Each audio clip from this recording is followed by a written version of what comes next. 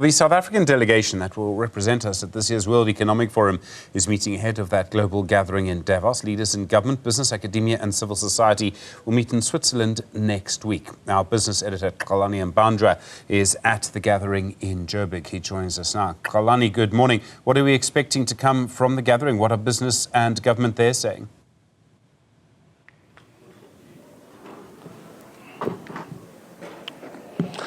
Good morning, Stephen. Apologies for that. There is a lot of activity that is expected and interest, Stephen, that is expected from international investors, political leaders, academia, and civil society on South Africa, particularly because South Africa is, of course, having that presidency of the G20. But not only that, we've just come off successful elections. We have a government of national unity. And, of course, we have put some of our issues behind us, such as the load shedding. But I'm not alone. I'm joined by one of the business leaders who is headed to Davos, and is going to be a huge part of the message that we're trying to take to Davos as a country, and that is Mr. Adrian Gore, who is the CEO at Discovery. Adrian, thank you so much for your time this morning. The messaging that South Africa, the team, the delegation is taking to Switzerland at the World Economic Forum. Talk to us about that. Where are we trying to place South Africa in terms of the messaging we want to tell the world? Well, I think factually the country, as you've said, is in a very different place. You know, we have the GNU, we have the G20. The partnership between business and government is quite a unique construct and is getting incredible traction. The load shedding, we've seen really good work by government and Eskom and business. So we're in a very different place. It is important for us to make it clear to the world and through Davos that SA is open for business. We are a country working through the issues, and we are going to grow. And I was very encouraged. You were in the discussions earlier. There is an incredibly strong common feeling amongst ministers and business leaders of where we are. So I think we're going to Davos in a very unified way. I think we're going there with a very strong message. Notoriously, and it's always difficult, I think the narrative about South Africa is always worse than the reality. We have to turn that around now. And we do know that narrative drives investment and hope and optimism. But I'm amazed at how optimistic people are and how they're feeling about where we're at.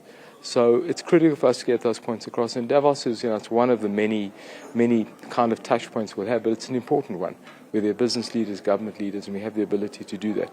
So we're going there, I think, for the first time, very unified about what the potential is.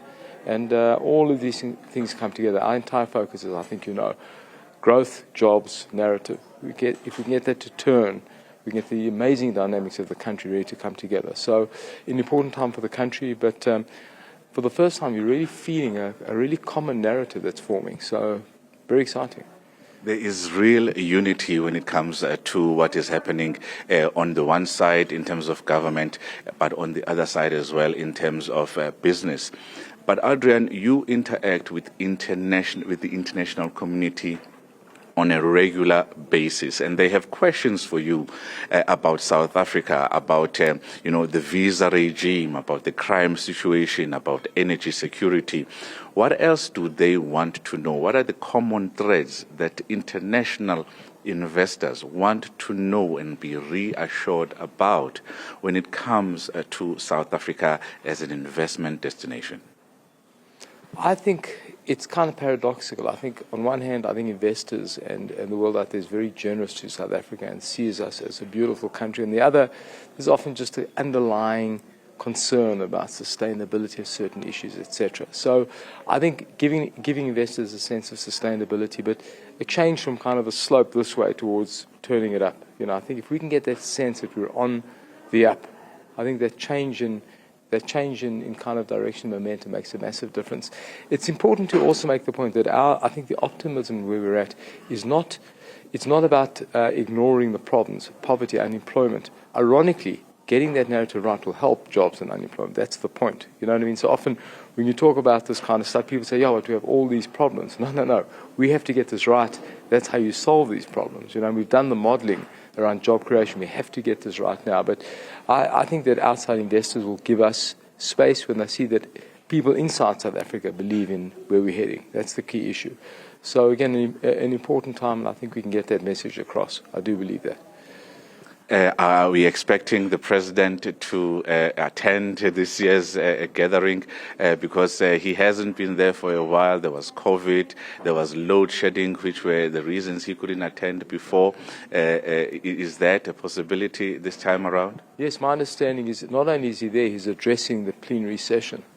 So my understanding is the president will be there. There's a number of key South African initiatives at Davos, and the president will make I think quite a substantial address. That's my understanding. So there's a strong contingent, and as I said, it's one of many, but hosting the G20 this year is important. So this is a crucial time. We mustn't waste it.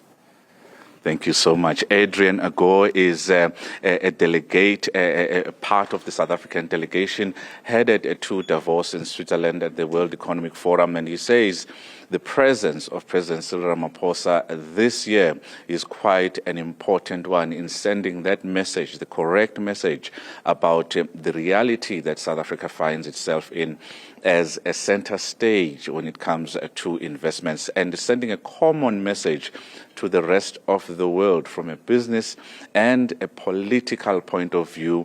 He says there is unity in terms of the message that is taken to the annual meeting of the World Economic Forum in Davos, Switzerland. Back to you in studio, Stephen. Xolani Mbanjwa, our business editor, thank you very much indeed.